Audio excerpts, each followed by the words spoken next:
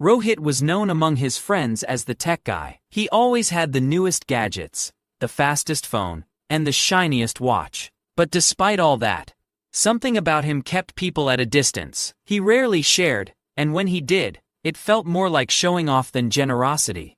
One evening, while walking home from work, Rohit found a leather wallet lying near the bus stop. It was thick with cash.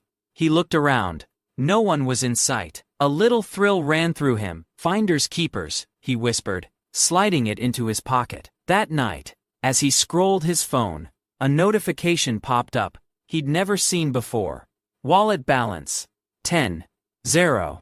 Thank you for your honesty. His heart jumped, but then he realized, this wasn't a bank alert. It was his phone screen itself, glowing with a message he couldn't exit. The next morning, the message changed. Balance. 9-0. Did you forget something? Rohit tried restarting, resetting, even smashing the phone against his desk, but nothing worked. Each day, the number dropped. 8-0-7-0, until finally it hit 0. That night, another message appeared. What you take dishonestly, life will take back. Return what isn't yours. Shaken, Rohit raced back to the bus stop. By chance, he saw an older man posting a notice, "Lost wallet, please help."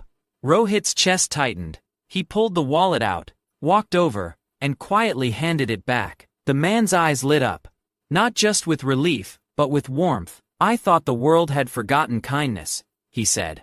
Rohit didn't tell him about the strange messages, but as he walked home, his phone screen flickered once more. Balance restored. Lesson learned. That day, Rohit realized something. No gadget could teach. What you gain by greed never stays, but what you give back stays with you forever.